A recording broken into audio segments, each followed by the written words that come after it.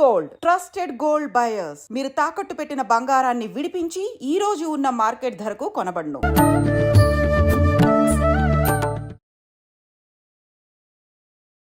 నమస్కారం, welcome to I dream. ధర్మ మార్గం విత్ విజిత కార్యక్రమానికి స్వాగతం. ప్రస్తుతం మనతో పాటు ఉన్నారు ప్రముఖ జ్యోతిష వాస్తు పండితులు, లలితా ఉపాసకులు శ్రీ శ్రీ శ్రీ నానాజీ పట్నాయక్ గారు. ఇప్పుడు వారితో మాట్లాడదాం. నమస్కారం గురుగారు. శ్రీమాత్రే నమః.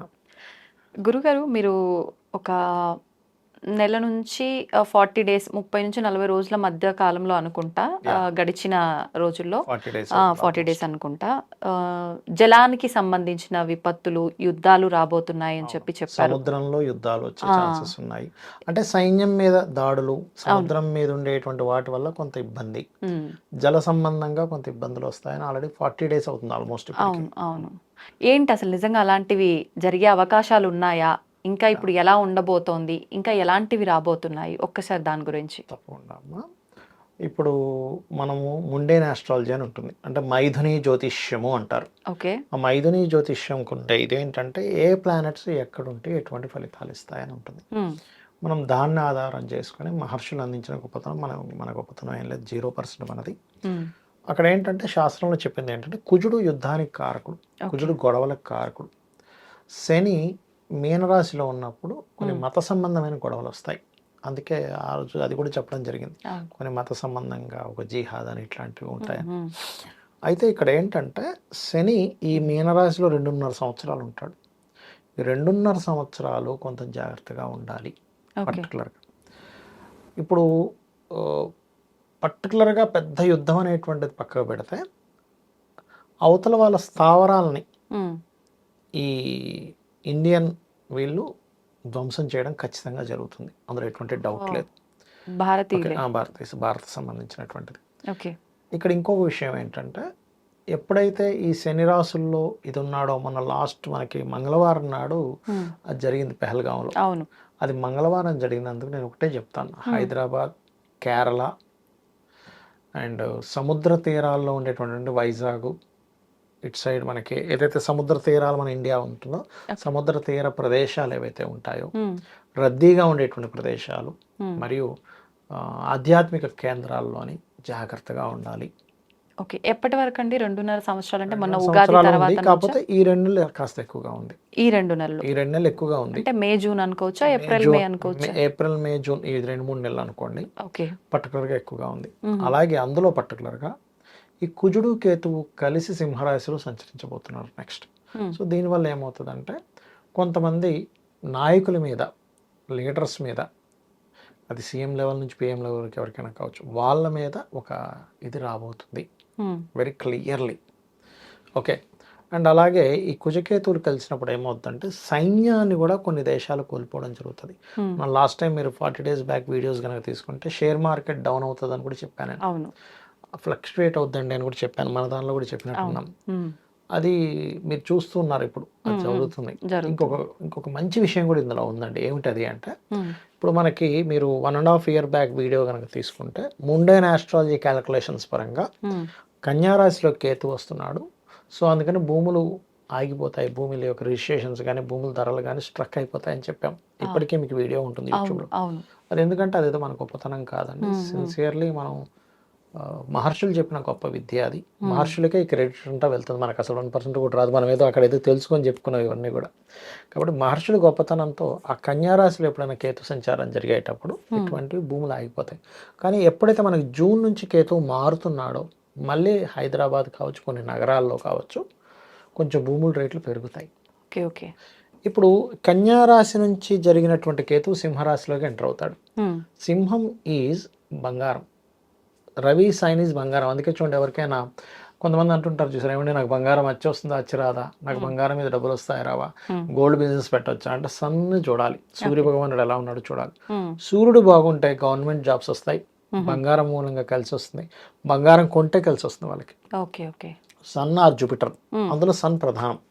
మీరు ఒక 30-40 years ఆఫ్ దీన్ని కనుక తీసుకుంటే బంగారం రేట్లను కనుక మీరు అబ్జర్వ్ చేసి చూస్తే ఇట్స్ వెరీ క్లియర్లీ ఒక కొన్ని సంవత్సరాలు 4-5 ఏళ్ళు అయితే కంప్లీట్గా తగ్గింది కూడా ఒకనొక టైంలో.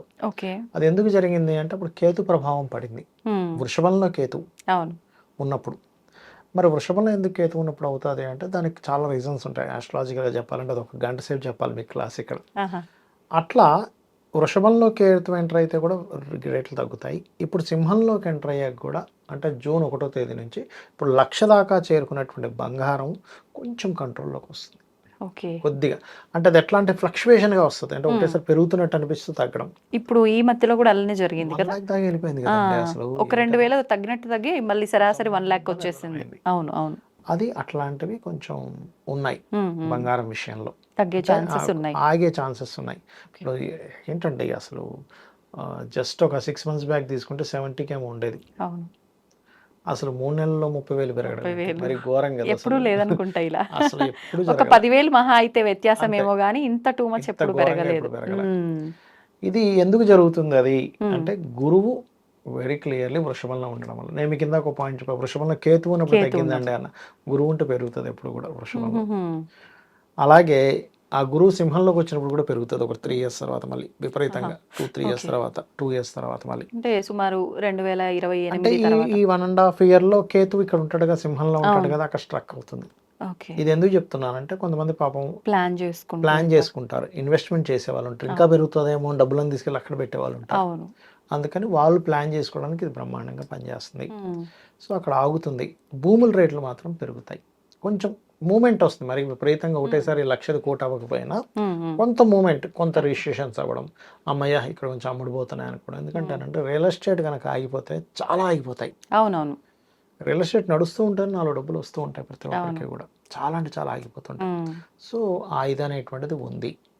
అయితే నేను చెప్పేది ఒకటే, ఈ 2-3 నెలలు పర్టికులర్గా రద్దీ ప్రాంతాలకి కొంచెం ఈ టెంపుల్స్ లేకపోతే కొంచెం సముద్ర తీరాలు, ఏ ప్రాంతంలో ముఖ్యంగా హైదరాబాద్, కేరళ, విశాఖపట్నం, కొన్ని సముద్ర ప్రాంతాల్లో ఉత్తర భాగాలు ముఖ్యంగా, ఇప్పుడు హైదరాబాద్కి ఉత్తర భాగం ఎటు వస్తుందో ఆ ప్రాంతాల్లో చాలా జాగ్రత్తగా ఉండాలి. బికాజ్ ఆఫ్ ఒకసారి మంగళవారం మీకు జరిగినటువంటి సంఘటన మళ్ళీ రిపీట్ అవుతుంది, మంగళవారం మారు కోరుతుంది అంటారు. ఓకే, అందుకని ఈ విషయంలో చాలా చాలా చాలా కేర్గా ఉండాలి జనాలందరూ కూడా. అది మెయిన్గా చూసుకోవాలి. ఇంకొక రెండో విషయం ఏంటంటే పర్టికులర్గా మీకు ఎవరైనా బయటికి వెళ్ళేటప్పుడు మరి ఇట్లా ఉందండి ఏమిటి రెమెడీ అంటారు. అవును, 2 విషయాలమ్మా ఇక్కడ. దక్షిణామూర్తి స్తోత్రం ఒకటి, రెండవది ఏమిటి అంటే దత్తాత్రేయుడిది, కాలభైరవుడిది. దక్షిణామూర్తి అండ్ కాలభైరవ స్తోత్రాలు కనుక చదువుకుంటే మనకి తెలియకుండా మనం ఆపద నుంచి బయటకు వచ్చేస్తాం, తెలియకుండా ఆ ప్రాంతాన్ని వెళ్ళిన వాళ్ళు వెనక్కి వచ్చేస్తాం. ఎందుకు అంటే మన బుద్ధి అలా అవుతుంది. ఈ 2.5 సంవత్సరాలు శని ఎప్పుడైతే మీనరాశిలో ఉంటూ ధనస్సును చూస్తూ ఉంటాడో ఇక్కడ జరిగేటువంటి విషయాలు ఏంటంటే ఈ ఆటిజం కేసెస్ పెరుగుతాయి, బ్రెయిన్కి సంబంధించిన కేసెస్ ఎక్కువగా పెరుగుతాయి. ఎందుకంటే బ్రెయిన్ ఈజ్ గురువు, జూపిటర్.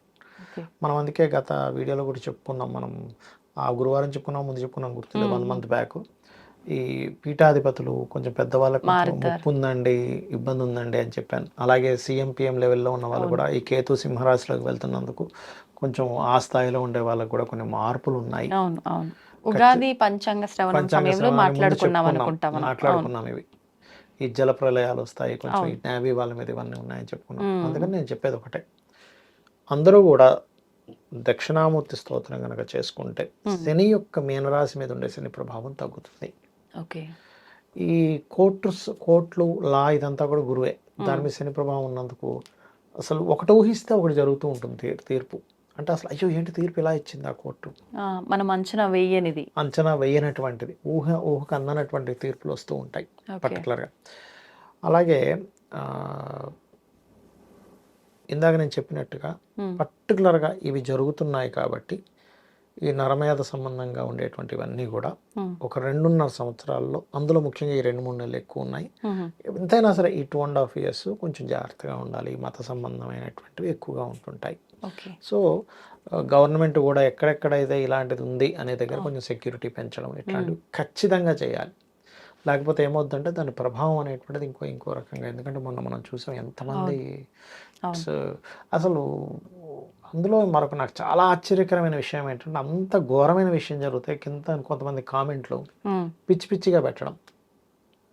ఎంత బాధ వేసిందంటే పాపం ఒక స్త్రీమూర్తి భర్త చనిపోయాడు కూర్చొని ఉంటే ఆమె నెక్స్ట్ టెర్రరిస్టులు కలిపి భర్తను చంపేసాడని పెట్టాడు వాడు. కదా అసలు ఎంత ఘోరమైన ఎట్లా వస్తాయో అసలు ఇలాంటి ఆలోచనలు అర్థం కాదు. అసలు ఏంటో అర్థం కాదు. ఉమ్. ఇప్పుడు పెడతాడు ఎలక్షన్స్ వచ్చాయేమో ఇంకా రాలేదు కదా అని పెడతాడు. సంబంధం లేకుండా. పాపం వాళ్ళు ఎంత బాధపడుతున్నారు, ఏమిటి జనాలు ఇట్లా తయారవుతున్నారు బాబు అనిపిస్తుంది ఒక్కోసారి.